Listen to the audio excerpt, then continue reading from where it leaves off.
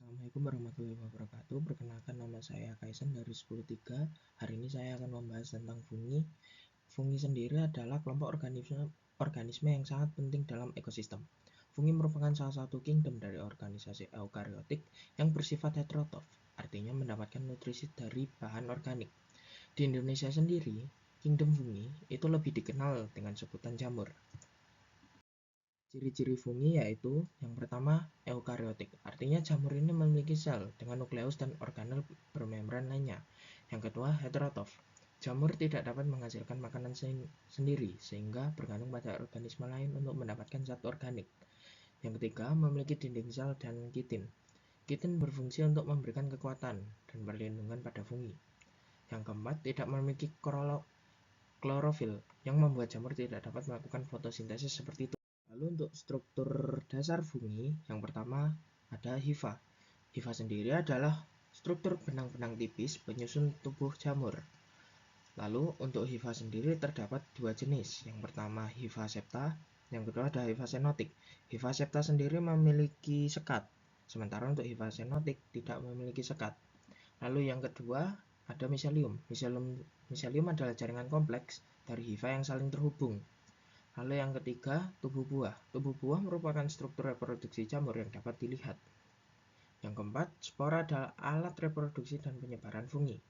Yang kelima, septa memiliki pori-pori kecil yang memungkinkan organel dan sitoplasma bergerak di antara sel-sel. Yang keenam, anulus. Anulus merupakan sisa selubung pelindung yang menutupi insang jamur saat masih berkembang. Jadi pada saat masih berkembang, anulus akan menutupi insang jamur yang masih berkembang itu. Yang ketujuh ada pileus. Pileus adalah bagian atas jamur yang berfungsi sebagai tudung atau tutup. Yang terakhir lamela.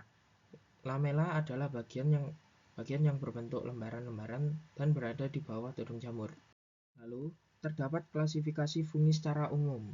Terdapat 4 divisi, yaitu Zygomicota, Ascomycota, Basidiomycota, dan Deuteromycota. Untuk karakteristiknya yaitu untuk Zygomicota, hifa tidak tersegmentasi. Lalu contohnya yaitu Rhizopus, metode reproduksinya secara seksual. Untuk Ascomycota sendiri, untuk karakteristiknya tubuhnya berbentuk kantong. Contohnya Saccharomyces. Untuk metode reproduksinya, untuk Ascomycota sendiri yaitu seksual melalui askospor. Untuk Basidiomycota, karakteristiknya tubuhnya berbentuk payung. Contohnya Agaricus. Metode reproduksinya pembentukan basidiospora di bagian bawah. Lalu yang terakhir Deuteromycota. Deuteromycota sendiri karakteristiknya masih belum sepenuhnya dipahami. Contohnya seperti Aspergillus. Untuk metode reproduksinya pun masih belum diketahui juga. Lalu di sini terdapat metode reproduksi. Untuk metode reproduksinya sendiri, untuk Zygomicota hanya memiliki reproduksi seksual, sementara untuk Ascomycota dan Basidiomycota memiliki reproduksi aseksual. Lalu untuk Zygomicota sendiri adalah kelompok fungi dengan hifa yang tidak tersegmentasi dan tumbuhnya lebih cepat. Contohnya seperti jamur dan juga sayuran, yang dimana habitatnya adalah bahan organik. Untuk reproduksinya sendiri yaitu reproduksi seksual dan aseksual, yang dimana perannya yaitu sebagai pengurai dan juga dapat menyebabkan pembusukan makanan. Lalu yang kedua ada Ascomycota. Ascomycota adalah kelompok fungi yang dikenal sebagai jamur kantong. Contoh Ascomycota yaitu Saccharomyces cerevisiae yang dimana digunakan untuk roti dan juga bir. Untuk reproduksinya sendiri, Ascomycota bereproduksi dengan cara aseksual dan juga seksual.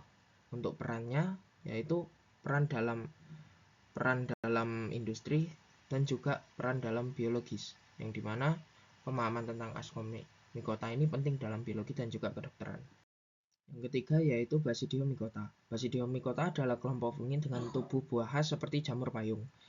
Contoh jamur Basidiomycota yaitu Agaricus bisporus, yang dimana struktur reproduksinya yaitu memiliki basidium sebagai struktur reproduksi, yang dimana struktur reproduksi tempat spora dihasilkan.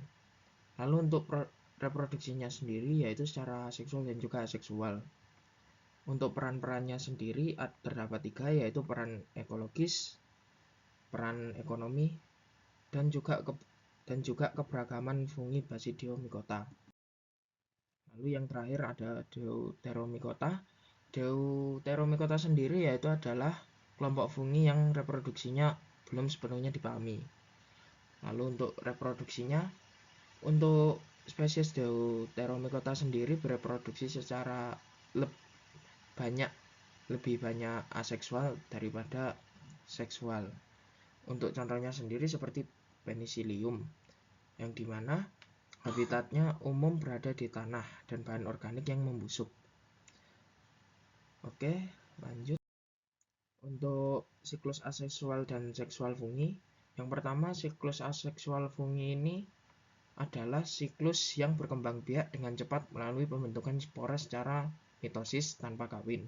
Contohnya sendiri yaitu jamur roti. Jamur roti atau Rhizopus dapat menghasilkan spora yang menyebar melalui udara, menciptakan individu baru. Lalu yang kedua, ada siklus seksual fungi, yang dimana siklus ini melibatkan 2 individu berbeda bergabung untuk membentuk struktur reproduktif. Contohnya divisi Ascomycota. Hifa dari 2 individu berbeda bertemu membentuk ascus yang menghasilkan spora. Sekian dari penjelasan saya. Mohon maaf bila ada salah kata. Terima kasih. Wassalamualaikum warahmatullahi wabarakatuh.